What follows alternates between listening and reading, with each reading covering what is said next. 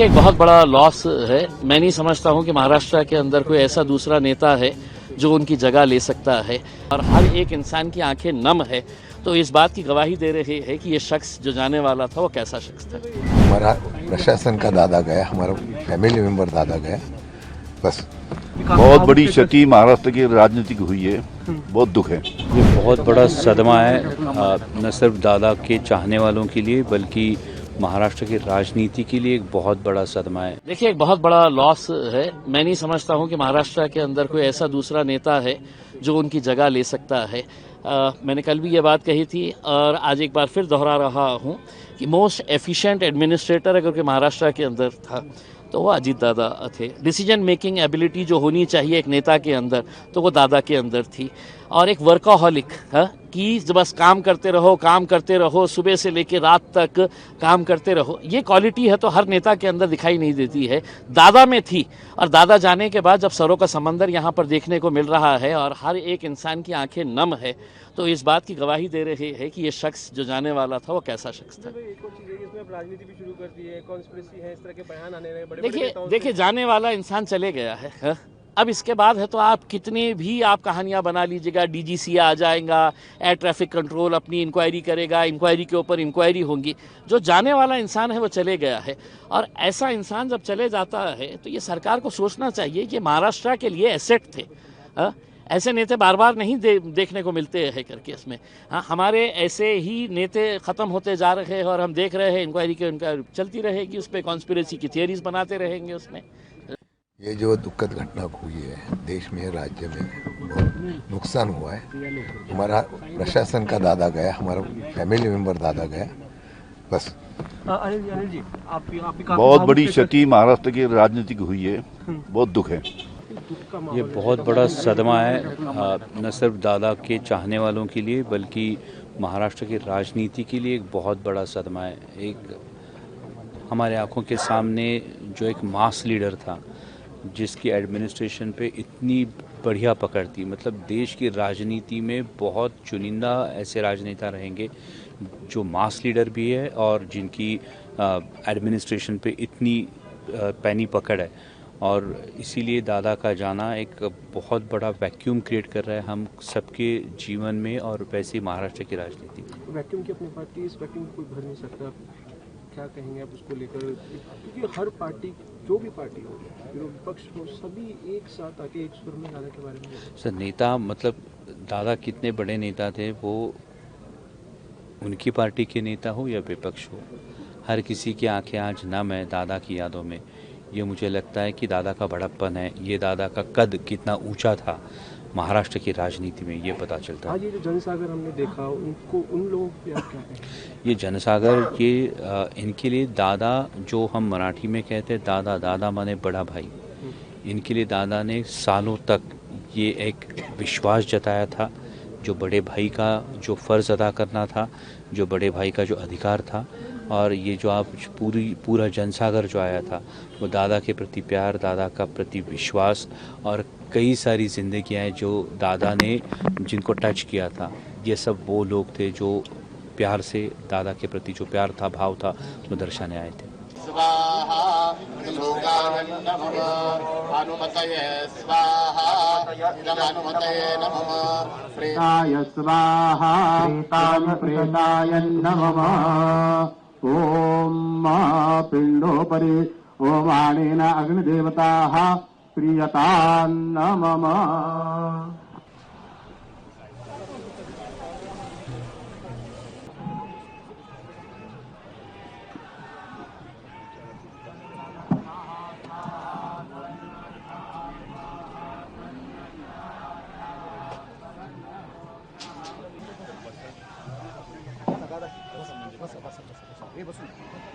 बसून घ्या सगळे बसून पण बसवा इथे का मागची व्हीलच्या मागची त्याच्या मागची हां सगळ्यांना बसवा ना, कोणच नाही मागच्या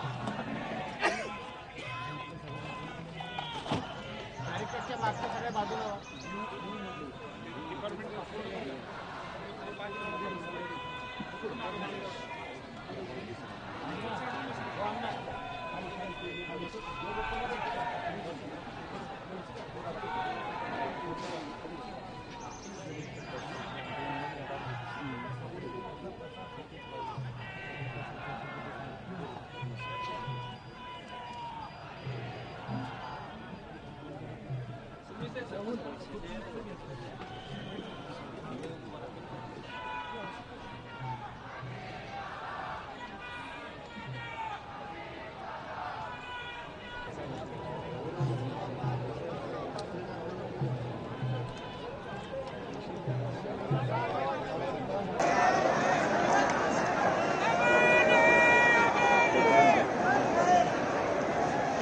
राज्याचे मुख्यमंत्री आदरणीय देवेंद्रजी फडणवीस,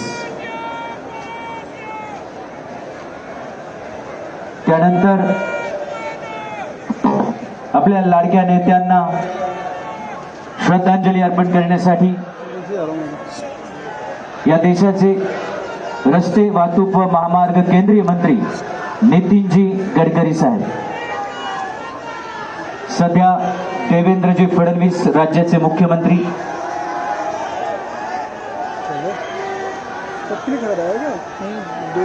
आपल्या सहकार्याला अखेरचा निरोप देतात. काम भी कर रहा है क्या?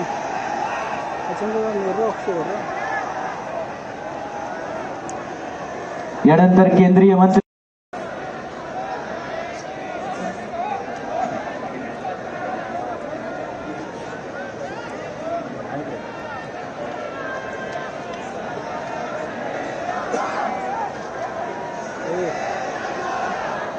सन्माननीय नितीनजी गडकरी पुष्पचक्र अर्पण करतात. त्यानंतर गोव्याचे मुख्यमंत्री आदरणीय प्रमोदजी सावंत,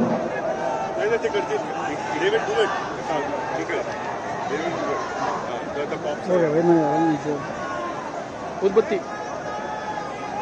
सगळ्यांना विनंती आहे की आपण प्लीज जागेवर बसा. आपल्या गोव्याचे मुख्यमंत्री प्रमोदजी सावंत,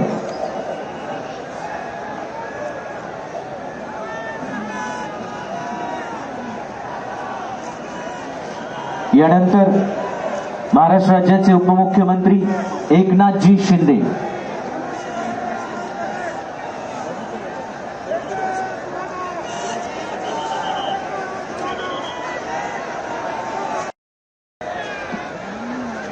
यानंतर राहुलजी नॉर्वेकर,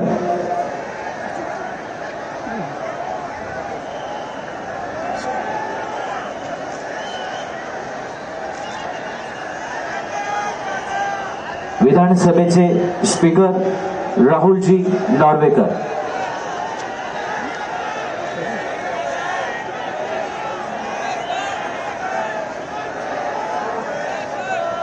महाराष्ट्र राज्याचे उपमुख्यमंत्री आपण अंत्यदर्शन घेऊन मागच्या गेटने हळूहळू बाहेर पडणार आहात. माझी विनंती आहे, पुढे येण्याचा प्रयत्न प्लीज आपण करू नका. सगळ्यांना नम्रपूर्वक विनंती आहे.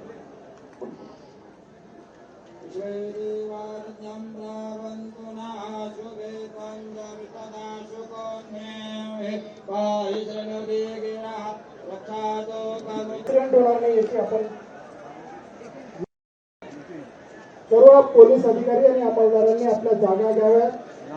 लोकांना आवाहन करावं की ते त्या शिस्तीत आणि संयमात दादांच्या आठवणी घेऊन ते कुठलाही इन्सिडेंट फ्री आपापल्या घरी जाणार आहे.